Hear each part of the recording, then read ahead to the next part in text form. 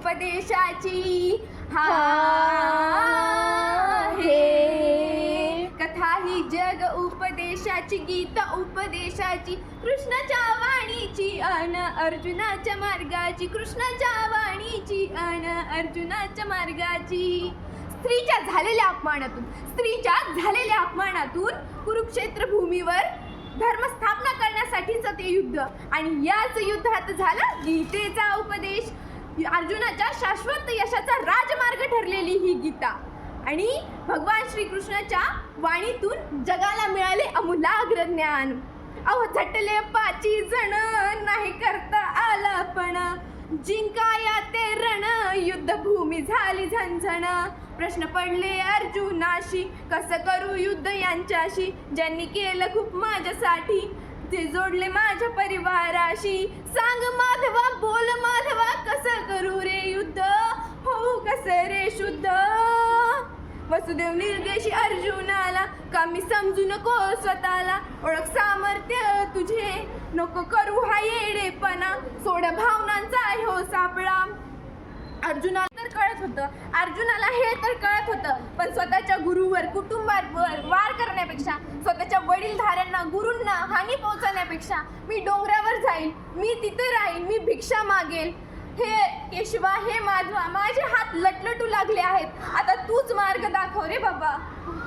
हे ऐकून वसुदेव कृष्णाने दिव्य ज्ञान सांगितलं अर्जुनाला. हा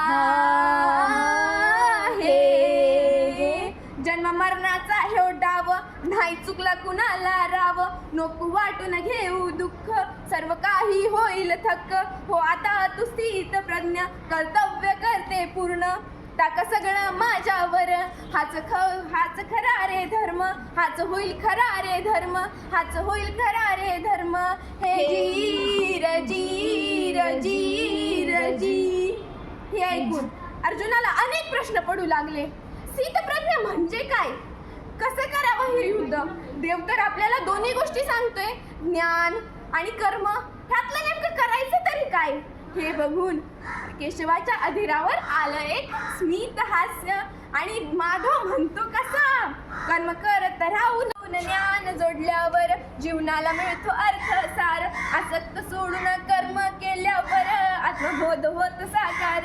मन जिंकलं की योग्य साधतो, आत्मबोध होतो, ईश्वर जाणल्यावर संशय गळतो, श्रद्धेचा मार्ग उगम होतो थोर, शेवटी स्मरण राहिल्यावर मोक्ष मार्ग होत सुखकर.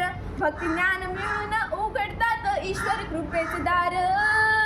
हे जीर जीर जीर जी. आता बारी होती माधवाने विश्वरूप दाखवण्याची. परित्राणाय साधूनाम, विनाशाय च दुष्कृताम, धर्म संस्थापनाधार्य, संभवामी युगे युगे, संभवामी युगे युगे. अर्जुन डोळे मोठे करून पाहत होता. अनंत आणि काळ एकत्र आला आहे. चंद्र, सूर्य, तारे, सर्व प्राणी एकाच रूपात आता त्याला दिसत होते. भीती आणि आश्चर्याने मन ढळत होतं, पण कृष्ण शांततेने मार्ग दाखवत होता. आणि देव म्हणतो कसा, काढतेज सृष्टी एकरूप होऊन, प्रगटतो विराट रूप आकार. भक्ती ठेवतो मन पवित्र, देवाशी जोडतो जीवन आधार. देह नश्वर, आत्मा अमर, ज्ञान देतो खरी ओळखदार. सत्वरजतम ओळखल्यावर घडतो विवेकाचा हा विचार. परमेश्वर समजल्यावर धरतो त्यागाचा मार्ग थोर. दैवी गुण उंचावतात, असुरी प्रवृत्ती ठरते अडथळ्यांचा डोंगर. श्रद्धा शुद्ध असेल तर जीवन बनते सशक्त आणि स्थिर. स्वधर्म कर आणि कर्मला अर्पण, कर्म सारे कर अन शरणागतीने मिळे तो मोक्ष. अन हेच धर्माचे कार्य, अन हेच धर्माचे कार्य, अन हेच धर्माचे खरे कार्य. जीर जीर जीर.